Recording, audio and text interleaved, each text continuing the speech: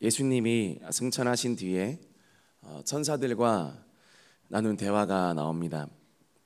대변인 노릇을 하는 가브리엘 천사가 예수님께 땅에서 어떤 일을 하고 오셨는지 묻습니다. 그때 예수님이 말씀하십니다. 내가 인류를 죄에서 구원하기 위해서 십자가에 달려 죽임을 당했단다. 그리고 온 세상 영혼들이 구원받을 수 있도록 내 생명을 다 주었지. 모든 세대, 모든 곳에 모든 사람들이 복음을 전해 듣고 하나님의 자녀가 되고 하나님의 나라로 들어오는 것이 나의 소원이란다 라고 그렇게 가브리엘에게 말했습니다. 그때 이 가브리엘이 물었습니다.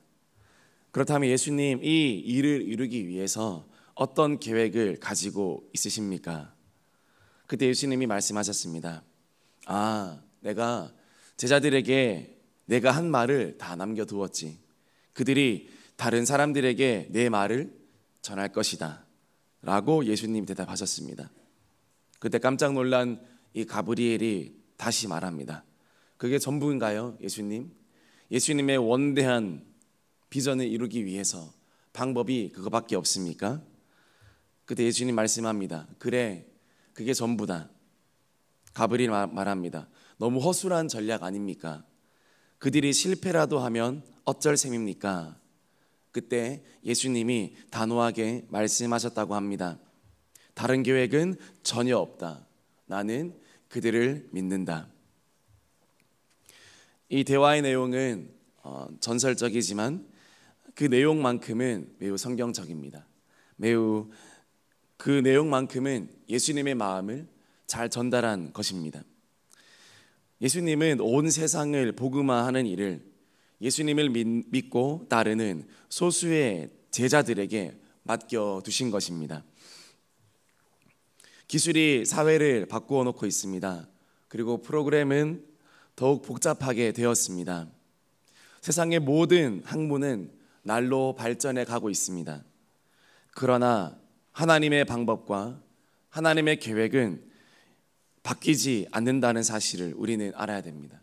그분은 항상 하나님께 헌신한 소수의 제자들에게 그분의 일을 알려주시고 그분의 비전을 보여주시고 그 사람들을 통해 일해 오셨다라는 사실입니다.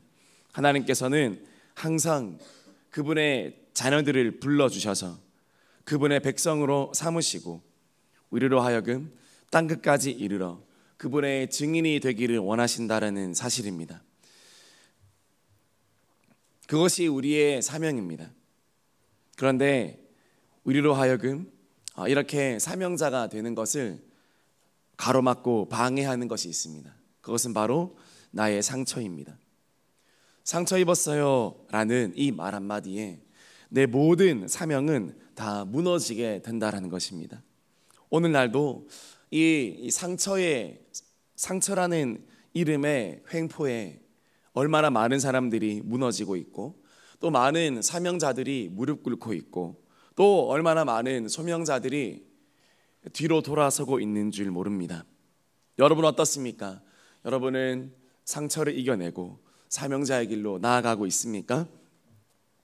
그렇게 될 수 있기를 주님의 이름으로 축복합니다. 베드로의 예수님 배신 사건 너무나 유명한 사건입니다. 여러분 이때 제일 상처 입은 사람이 누구였을까요? 예수님이셨을까요? 그렇지 않습니다. 이때 제일 상처 입은 사람은 바로 베드로 본인이었습니다. 왜냐하면 예수님은 베드로가 예수님을 부인하실 것을 알고 계셨습니다. 알고 당했습니다. 그러나 베드로는요 정말 꿈에도 몰랐습니다. 내가 예수님을 저주할지, 내가 예수님을 저버리고 내가 그분을 배신할지 베드로는 꿈에도 몰랐는데 그런데 정말 그렇게 예수님을 배신해 버리고 말았습니다. 그래서 베드로가 예수님을 부인하고 난 후에 밖으로 나가서 통곡하며 울었다라고 그렇게 기록하고 있지 않습니까? 마음에 큰 상처를 받은 것입니다. 한때는 예수님의 수제자였던 내가 이제 예수님을 저주하고 예수님을 배신하고 내가 저버리다니 나는 가짜가 아닌가. 그것이 베드로의 그런 마음이었습니다. 베드로의 머리를 강타한 생각은 바로 그거였습니다. 나는 가짜였어. 나는 가짜 제자였어. 3년 동안 예수님을 믿었다고 했지만 나는 가짜로 믿었어. 여러분, 만약에 누군가가 나타나서 여러분에게, 열심히 신앙생활 해온 여러분에게 당신은 가짜입니다, 당신은 가짜 제자입니다, 당신은 가짜 성도입니다 라는 말을 누군가 여러분에게 한다면 여러분 기분이 어떨까요? 매우 기분이 나쁘겠죠. 기분이 나쁘고 속상하고 무슨 말도 안 되는 소리야 이렇게 또 생각하실 수도 있겠죠. 그러나 만약 그 말이 사실로 밝혀진다면 여러분 어떨 것 같습니까? 정말 상처를 받지 않겠습니까? 정말 그것이 그냥 지나가는 소리가 아니라 정말 나라는 존재가 가짜였다, 가짜 신앙생활 한 사람이었다라는 그것이 드러난다면 여러분 큰 상처를 받지 않겠습니까? 베드로가 그런 상황이었습니다. 정말 나는 예수님 사랑하고 배신하지 않을 줄 알았는데, 나만큼은 예수님을 진짜로 진심으로 대하는 줄 알았는데 굿뚜껑을 열어보니까 그것이 아니었다라는 것입니다. 베드로는 이보다 훨씬 더 지금 심각한 상황에 놓여져 있는 것입니다. 엄청난 상처를 받았습니다. 그래서 어떻게 되었습니까? 그래서 뒤돌아섰습니다. 다시 업으로 전향했습니다. 다시 옛날의 삶으로 돌아갔습니다. 이런 분들이 얼마나 많은지 모릅니다. 목회자들 중에서도 목회를 하면서 10년, 20년 하면서 많은 상처를 입은 끝에 더 이상 목회는 하기 싫다, 더 이상 목사라는 직업은 할 수 없다, 그러면서 일상으로 돌아가고, 아니면 더 다른 고된 일, 차라리 몸은 힘들지만 마음은 편한 일, 그런 일을 더 찾아가는 분들도 얼마나 많은지 모릅니다. 그뿐이겠습니까? 다른 어떤 많은 분들도 이런저런 사역에 지쳐서 또 사명을 감당하다가 내 상처가, 내 마음이 갈기갈기 찢어져서 더 이상 사명자의 자리로 있기에는 너무나 힘이 들고 견디기 힘들고 버티기가 힘들어서 그렇게 뒤돌아서는 그런 사람들도 얼마나 많이 있습니까? 여러분, 그 중심에 뭐가 있습니까? 바로 상처라는 그 이름이 남아있지 않겠습니까? 여러분, 이 마음의 상처를 누가 위로하고 또 이 마음의 상처를 누가 회복시키겠습니까? 이때 베드로에게 예수님이 나타나셔서 어떻게 하십니까? 예수님은 다른 위로를 하지 않으십니다. 인간적인 위로, 또 그 사람의 마음을 알아주는 그런 위로도 하지 않습니다. 예수님은 베드로에게 사명을 다시 쥐어주셨습니다. 내 양을 먹이라, 내 양을 치라 하시면서 예수님은 베드로에게 다시 한번 사명을 맡기시는 겁니다. 여러분, 왜 사람이 상처를 받습니까? 정말 누군가에게 속상한 마음 때문에 상처를 받은 것입니까? 그래서 포기하게 되는 것입니까? 아닙니다. 이유는 무엇입니까? 사명을 놓쳐버렸기 때문에 모든 동력을 잃어버리는 것입니다. 그래서 상처가 틈이 타서 그것이 나중에는 핑계거리가 되고 변명거리가 되어서 결과적으로는 사명을 놓게 만드는 것입니다. 그게 가장 큰 상처가 됩니다. 여러분, 예수님 이걸 아셨습니다. 그래서 베드로에게 다시 너가 스스로 놓아버린 사명을 예수님이 다시 위임하시고 다시 맡기시는 장면이 오늘 나오는 것입니다. 예수님께서 무너진 이 베드로를 회복시키는 방법은 다른 어떤 방법이 아니라 다시 한번 베드로에게 믿음을 주고, 다시 한번 베드로에게 자신의 할 일을 주고, 다시 베드로에게 사명을 맡기는 그런 일이었습니다. 아마 베드로에게는 이렇게 들렸을 겁니다. 제가 예수님의 이 말을 약간 경상도식으로 좀 바꿨는데요. 새벽이니까 조금이라도 좀 그러시라고요. 이렇게 생각했을 것 같아요. 베드로야, 나는 그래도 네밖에 없다. 내가 내 일을 맡길라 하니까 생각나는 사람이 네밖에 없다. 이렇게 이야기하셨을 것 같아요. 좀 해도 내 일을 너가 좀 해도 여러 옆에 사람에게 좀 이야기할까요? 좀 깨도 시작. 좀 깨도 좀 깨주세요. 그리고 좀 해주세요. 예수님이 베드로에게 한 거예요. 네밖에 없다. 근데 여러분 이 말이 얼마나 베드로에게 위로가 되었을지 기억이 상상이 가십니까? 너 힘들었어. 너 그렇게 나 같아도 그렇겠어. 그게 아니라 그래도 난 너밖에 없어. 그래도 나는 너밖에 없어. 다른 목사님께서도 어제 최근에 부부간에 그런 외도를 하고 그런 배우자가 그러나 서로가 서로 선택했을 때 그래도 나는 당신밖에 없습니다. 그러나 나는 당신을 사랑합니다. 여러분 이 말이 내게 들어올 때 그것이 그 사람을 다시 일으킨다는 것입니다. 여러분 예수님께 그 말을 듣게 되시기를 주님의 이름으로 축복합니다. 그래도 나는 너밖에 없다. 그래도 난 너밖에 없다.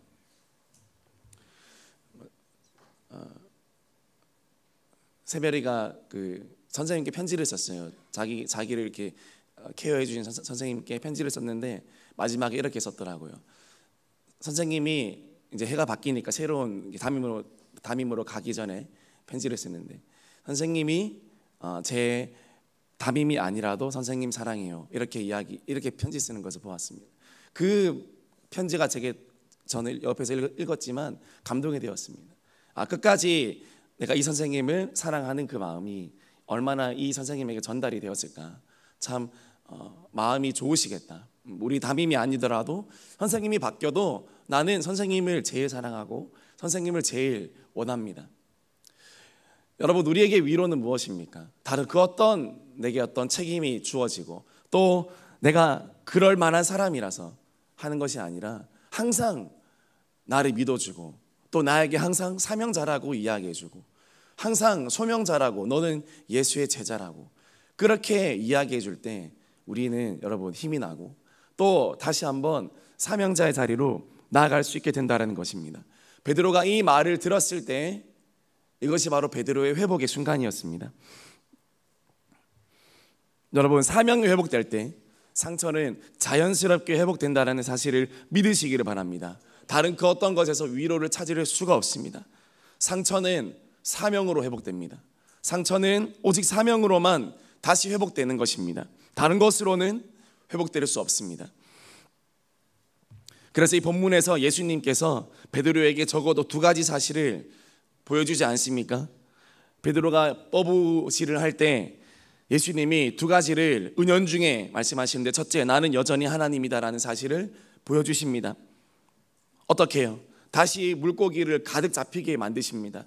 그물에 물고기가 가득하게 만드시면서 베드로에게 간접적으로 말씀하시는 겁니다. 나는 하나님이다. 나는 여전히 신성이 충만한, 능력이 충만한 하나님이다. 나는 못할 것이 없다 라는 것을 간접적으로 베드로에게 사인을 주시면서 두 번째로 그 근거로 다시 어떻게 말씀하십니까? 그러므로 너는 사명자가 되어야 한다라는 사실을 일깨워주고 있습니다. 너 혼자 하는 것이 아니라 너에게 그물이 찢어질 정도로 물고기를 두 번이나 잡게 해줄 수 있게 하는 그 하나님께서 너가 사명자의 길을 갈 때 여전히 함께 할 테니까 너는 소명자로 살아라. 너는 기도자로 살아라. 너는 사명자로 살아라. 그것을 일깨워 주신다라는 사실입니다. 여러분 이것이 내 마음에 확신을 될 때 우리 안에 진정한 회복이 일어나고 진정한 상처가 회복이 될 줄 믿으시기를 바랍니다. 사명을 감당하는 인생만이 상처를 극복할 수 있습니다. 어디 가서 상담 받는다고 조금 가서 쉰다고 물론 필요하지만 궁극적인 해결책이 될 수 없다라는 것입니다. 주님의 손길로 회복받아야 되고 주님의 손길로 어루만짐을 받아야 되고 사명이 내 안에 불일 듯 일어날 때 우리는 상처를 극복하고 때로는 절망도 극복하고 뛰어넘어갈 수 있습니다. 여러분 여러분의 상처를 사명으로 승화시키는 은혜가 있기를 주님의 이름으로 축복합니다. 또 주님이 무엇을 물으셨습니까? 네가 나를 사랑하느냐라고 물으셨습니다. 예수님은요 우리가 다시 예수님을 사랑할 수 있는 기회를 주심으로 우리의 상처를 회복하는 길을 열어주십니다. 상처는 여러분 우리는 오해할 때가 많습니다. 내가 사랑을 많이 받으면 나는 내 상처를 회복이 될 거야. 여러분 아닙니다. 그렇게 되면 이기적인 사람밖에 안 됩니다. 내가 상처를 많이 받은 사람이니까 나만 바라봐줘, 나만 사랑해줘, 내가 애정 결핍이니까 나만 봐줘야 돼. 여러분, 그렇게 해서 상처가 회복되는 것이 아닙니다. 상처는 언제 회복됩니까? 상처는요, 사랑할 때 회복이 되는 것입니다. 사랑할 때 하나님께서 사람을 그렇게 만들어 놓으셨습니다. 우리 인간들을 그렇게 만들어 놓으셨습니다. 퍼주면 퍼줄수록, 사랑할수록 고갈되고 메말라지고 피폐해지는 것이 아니라 예수님의 사랑으로 내가 사랑할수록 주님의 사랑으로 나를 충만하게 그렇게 하시게 만들어 놓으셨다는 사실입니다. 여러분, 우리가 예수님을 사랑할 기회를 얻어서 예수님을 사랑하기로 선택한다면 우리 마음의 상처도 회복될 줄 믿습니다. 그래서 예수님께서는 베드로에게 말했습니다. 내가 너를 사랑한다 라고 이야기하지 않았습니다. 네가 나를 사랑하느냐 라고 물었습니다.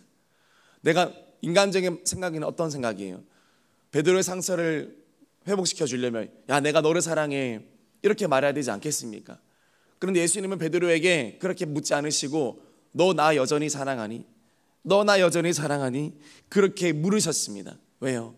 내가 사랑받을 때가 아니라 내가 누군가를 사랑할 때, 내가 주님을 사랑할 때, 내가 영혼을 끝까지 사랑할 때, 그때 내 안의 상처는 극복이 되고 일어날 수 있게 된다라는 사실입니다.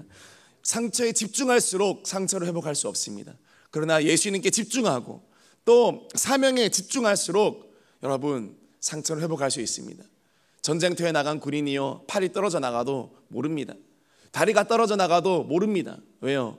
앞에 적군이 있고 내 옆에 전우가 있기 때문에 총 쏘고 폭탄을 맞고 그리고 폭탄을 던지고 내 팔이 나가고 손가락이 떨어져 나가도 그 당시에는 고통을 느끼지 못합니다. 왜 그렇습니까? 상처에 집중하는 것이 아닙니다. 얼마나 내 몸이 성한지, 얼마나 그것이 아니라 지금 내 옆에 있는 동료가 어떤 상황인지, 그리고 내 앞에 지금 어떤 상황인지, 목표가 무엇인지 보고 가니까 다리가 없어도 기어서 가는 것입니다. 여러분, 그것이 바로 사명자의 모습이라고 성경을 이야기하는 것입니다. 예수님께서 베드로에게 하신 말씀이 그겁니다. 너 나를 사랑하니?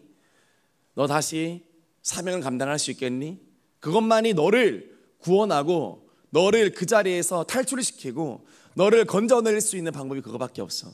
그래서 예수님께서 베드로에게 다시 한번 사명을 확인시켜 주시고 다시 한번 예수님에 대한 사랑을 회복시켜 주셨다는 사실을 여러분 믿으시기를 바랍니다. 사랑은 기회를 주는 것이라고 했나요? 여러분, 다시 예수님을 사랑할 기회를 우리는 얻습니다.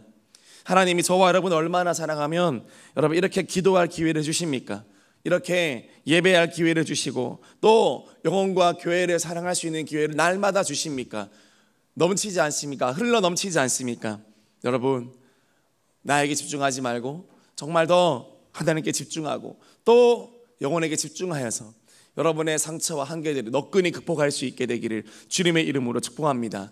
여러분의 상처가 기도로 승화시키시고 여러분의 상처가 사명으로 승화되어서 이번 3년 작정 마무리 기도의 기간 가운데 정말 묵은 것들이 싹 다 사라지고 정말 새롭게 새 영, 새 마음으로 온전히 부어져서 여러분 남은 2025년도 더 큰 하나님의 놀라운 비전을 바라보며 달려갈 수 있는 대형의 모든 영가족 되시기를 주님의 이름으로 축복합니다.